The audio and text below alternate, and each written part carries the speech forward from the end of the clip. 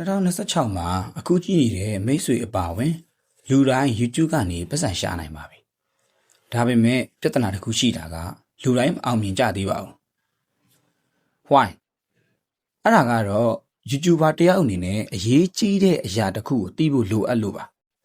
။အဲ့ဒါကိုမသိရင် YouTube ဆက်လုပ်ရတာခက်ခဲပါတယ်။ဒီနေ့တော့မိတ်ဆွေတို့အတွက်YouTube Secret Template ဆိုတာဘာလဲ YouTube ကနေပတ်စံပြန်ဝင်ဖို့ YouTube Secret Template ကိုဘယ်လိုစတင်ဖန်တီးရမလဲဆိုတာသိသွားရင်မိတ်ဆွေကဗီဒီယိုဆုံးတာနဲ့ YouTube ကနေပတ်စံရှာနိုင်သွားမှာပါမင်္ဂလာပါမိတ်ဆွေတို့ Creator Money Channel မှာပြန်လဲကြိုဆိုလိုက်ပါတယ် YouTube Secret Template ဆိုတာဘာလဲ YouTube Secret Template ဆိုတာကဗီဒီယိုတစ်ပုဒ်ရဲ့စကားလုံးဖွဲ့စည်းခြင်းပုံစံ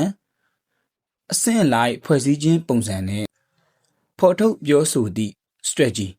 ဒါတွေကိုအဆင့်သတ်မှတ်ထားတဲ့စာရွက်တစ်ရွက်ပါဆိုလိုတာကဗီဒီယိုတစ်ပုဒ်လုပ်ချင်တဲ့အခါဘာပြောရမလဲမသိရင်ဒီ secret template ကမိတ်ဆွေကိုလမ်းပြပေးပါလိမ့်မယ်ဘာအတွက်တုံးတာလဲ secret template ရဲ့ရည်ရွယ်ချက်ကအချိန်သက်သာပြီးအကြောင်းအရာဖော်ထုတ်မှုကိုစနစ်တကျပြောဆိုနိုင်မှုပဲဖြစ်ပါတယ်အမြဲတမ်းအထာကျတဲ့ creator တွေကစတင်ဖန်တီးရင်တိုင်းမှာ secret template ပေါ်တစ်ခုမှပဲအခြေခံကြတာပါဥပမာ motivation business education နဲ့ entertainment ဒီလို channel တိုင်းအတွက် secret template တစ်ခုချင်းစီစီစဉ်ထားလို့ရပါတယ်ဒါကပဲမိတ်ဆွေတွေရဲ့ကိုယ့်နဲ့ကိုယ်ပိုစနစ်ကျအောင်ပြုလုပ်ပေးနိုင်တဲ့ idea မှတ်တစ်ခုဖြစ်ပါတယ်နံပါတ် YouTube ကနေပတ်စံပြန်ဝင်ဖို့YouTube Secret Template ကိုဘယ်လိုစတင်ဖန်တီးရမလဲဒီမေးခွန်းကလူတိုင်းမျှော်လင့်တဲ့အရာပါဘာလို့လဲဆိုရင်အကြောင်းအရာတွေကိုရှင်းပြရုံနဲ့မပြီးပါဘူးလက်တွေ့လုပ်နည်းတွေလည်းပြောပြမှတကယ်တန်ဖို့ရှိတဲ့ content creation တစ်ခုဖြစ်မှာပါဒီတော့မိတ်ဆွေရဲ့ YouTube channel အတွက်ကိုယ်ပိုင် YouTube Secret Template ဖန်တီးနိုင်အောင်ပြုလုပ်နည်းကိုပြောပြပေးပါမယ် Step 1 ရည်ရွယ်ချက်ကိုသတ်မှတ်ပါမိတ်ဆွေလုပ်ချင်တဲ့ channel type ကိုအရင်စဉ်းစားရပါမယ်ဥပမာ business လား motivation လား education လားမိတ်ဆွေ channel ပေါ်မူတည်ပြီး secret template design ကကွဲပြားသွားနိုင်ပါတယ် Step 2 strategy ကိုစီစဉ်ပါဥပမာပြောရရင် how intro main content CTA outro ဒီနေရာမှာကျွန်တော်တခုပြောချင်တာကဟုတ်နဲ့ intro ကိုအပေါက်အောက်ချိန်လို့ရပါတယ်ပေါင်းပြီးတော့လည်းရေးလို့ရပါတယ်ပြီးရင်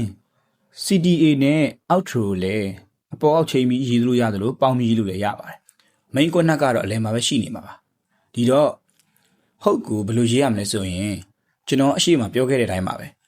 2026မှာအခုကြည့်နေတဲ့မိတ်ဆွေအပေါင်းဝင်လူတိုင်း YouTube ကနေပတ်စံရှာလို့ရပါပြီဒါပေမဲ့ပြဿနာတစ်ခုရှိတာကလူတိုင်းမအောင်မြင်ကြသေးပါဘူးဘာကြောင့်လဲဒီဟုတ်ကိုစက္ကန့်30အတွင်းစိတ်ဝင်စားအောင်ပြောပါနောက်တစ်ချက်ကစိတ်ဝင်စားအောင်မေးခွန်းပုံစံထည့်ပါဥပမာကျွန်တော်ပြောချင်တာက curiosity gap ပုံစံမျိုးပါဒီတော့ intro ကတော့ကျွန်တော်သုံးနေကြတိုင်းပဲ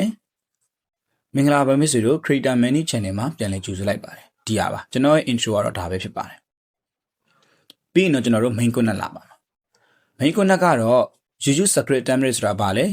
YouTube ကနေပတ်စံပြန်ဝင်ဖို့ YouTube Secret Template ကိုဘယ်လိုစတင်ဖန်တီးရမလဲဒီလိုမျိုးအကြောင်းအရာတွေကိုအပိုင်းလိုက်ခွဲပြောပါ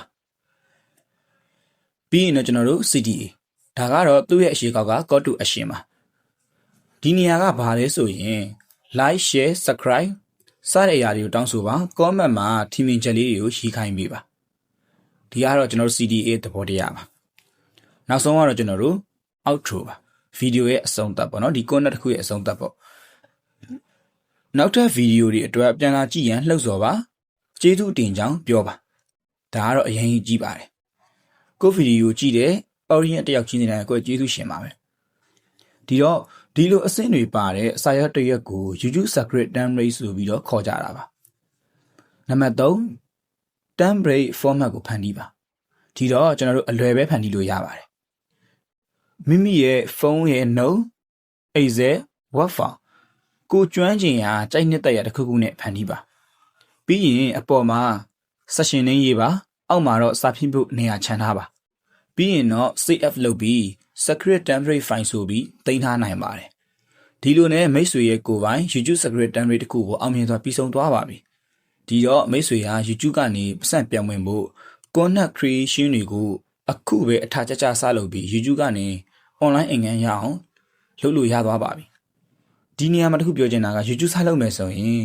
ပုံမှန်လေးနဲ့စိတ်ရှိရှိမှန်မှန်လေးလုပ်သွားဖို့လည်းအကြံပေးရသည်